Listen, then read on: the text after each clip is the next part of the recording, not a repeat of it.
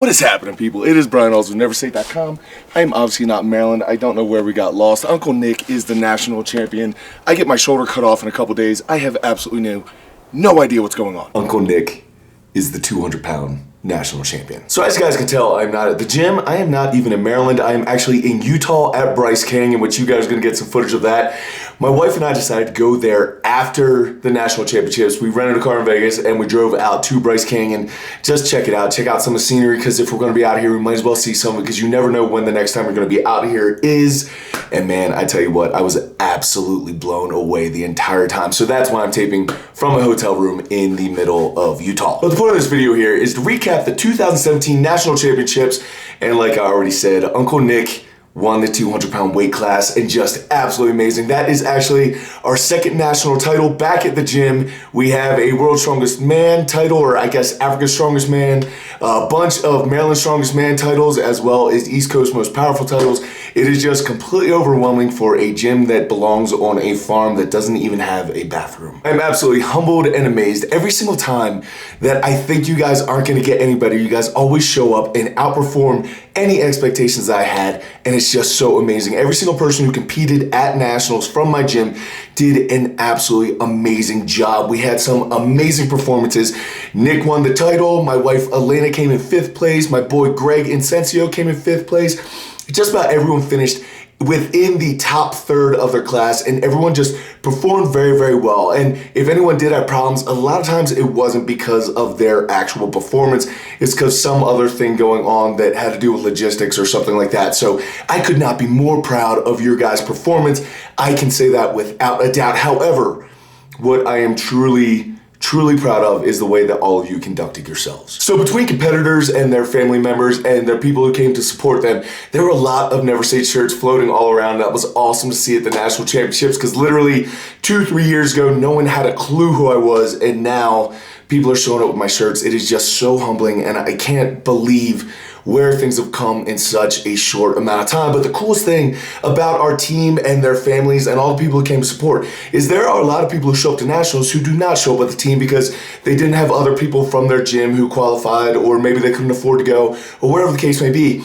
But if people were solo, all of my gym members were reaching out to those people and bringing them into our team. People who didn't have a team found a home. People who were all alone found a home with our team. And I can't explain how proud I am that our gym members are the type of people who do that for individuals that they've never met before in their lives. All that they know about them is that these are people who are here to do as well as they possibly can and potentially beat my own gym members, yet they still reach out and they let them borrow their chalk, let them borrow their tacky, their belts, whatever people needed. You guys reached out and you guys provided for people, as well as just making everyone have a great time, a positive time.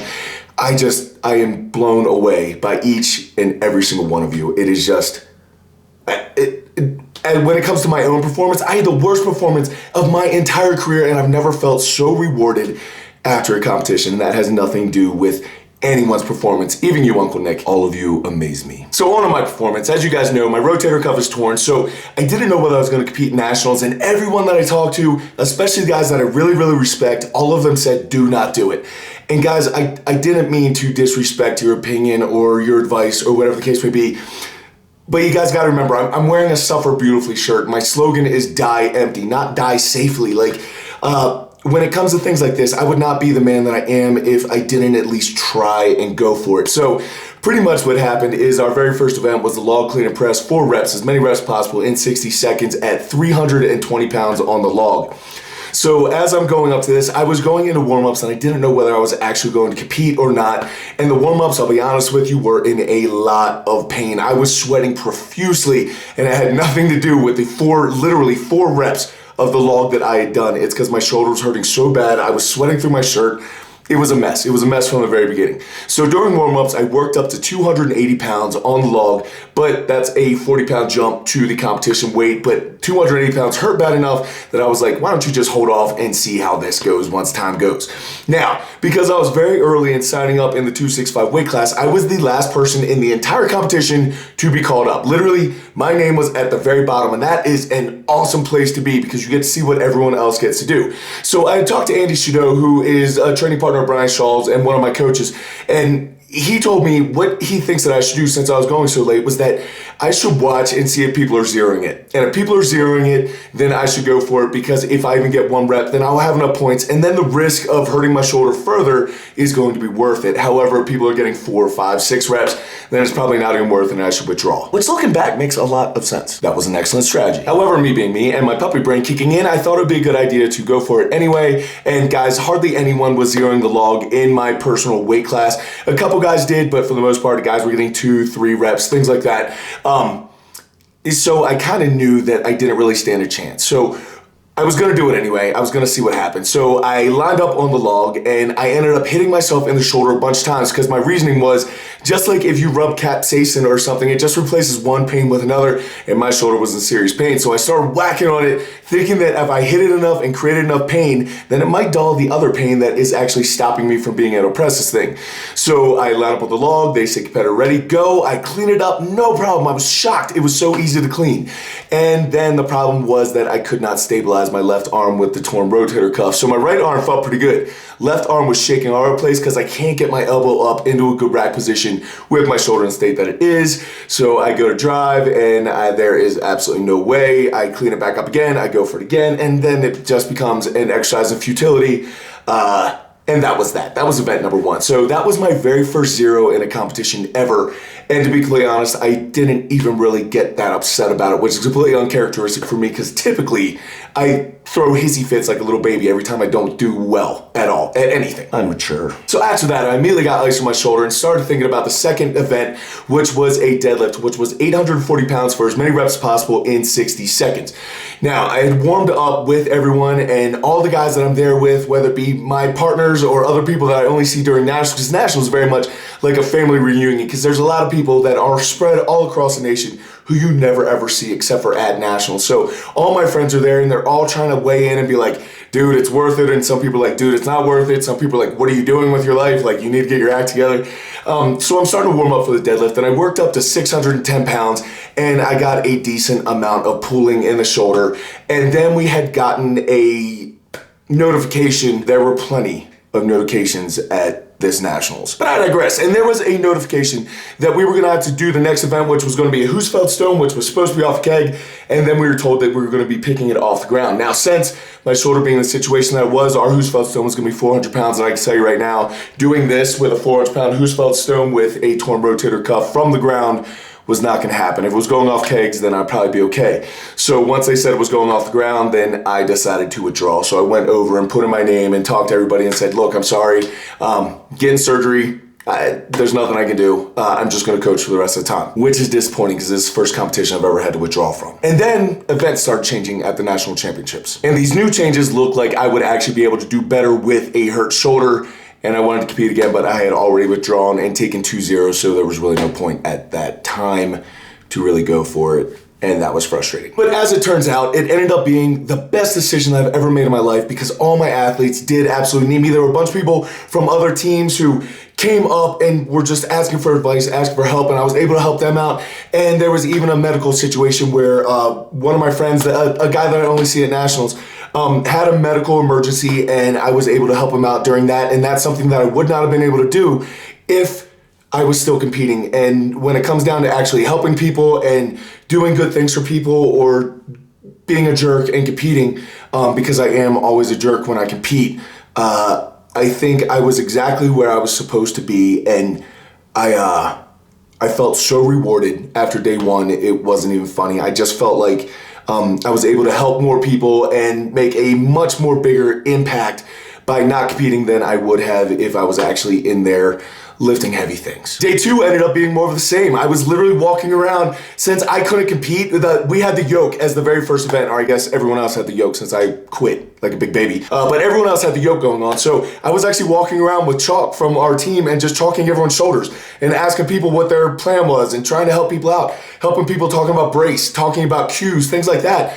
Just trying to make everyone have a better contest and have a more positive experience. And I can't tell you how many of you came up and just said hi and gave me compliments. And that means so much to me, man. And I'll be completely honest with you guys, in past events, when I am competing and people come up and talk to me, I am not a nice person. It's not because I'm not actually actually a nice person. But when I'm competing, my mind is in a different place, and I need to have that switch turned on. And when that switch is turned on, I am not a pleasant person to be around. So in reality, I absolutely loved every single second of this Nationals, just because I got to meet so many of you and see so many of my friends that I never see any other time than once a year at these huge events. And then, of course, my team just reaching out, supporting all these people, and just doing amazing things. It was such a rewarding experience for me. I have absolutely zero regrets. None. Zero. For those of you who don't know, Nationals is an extremely, extremely emotional experience. And you get done an event at Nationals, number one, you were completely exhausted because they are all brutally, brutally hard. But then number two, if things didn't go the way that you saw them going in your head or the way that you visualized or how your training had gone, and then you show up to the competition and something just goes completely horribly, that's really, really hard. And I'll be completely honest with you guys, I'm just being vulnerable. Every single Nationals, except for this one, I've cried. I go back to my room and I cry because I'm so disappointed because I feel like I let you guys down. I feel like I let my teammates down. I feel like I wasn't leading from the front or doing whatever. And I always end up breaking down. I have so many emotions built up and I feel so much pressure and just a bunch of stuff that really in reality doesn't matter, but it feels like it matters to me. So I always get emotional. And there were a ton of people at the event who got emotional. And it was such a cool opportunity because I was like, look, man, I cry every single Nationals I end up break down and cry, except for this one because I didn't do anything. But I cleaned that log really, really well. Great job, champ. But guys, like I said, I have zero regrets and I'm so happy with how everything went. My score actually goes 0, 0, 0, 0 all the way across, but I got to get interviewed on Flow Elite and talk about just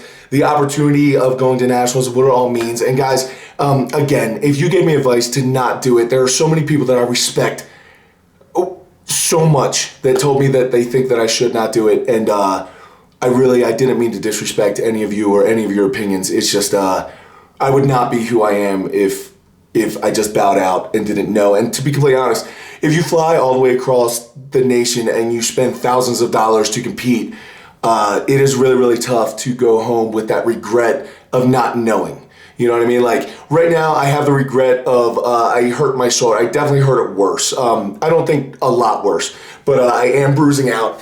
As you guys can see in here, I'm getting all kinds of nastiness. It just is what it is. But I get surgery soon, so it's not that big of a deal.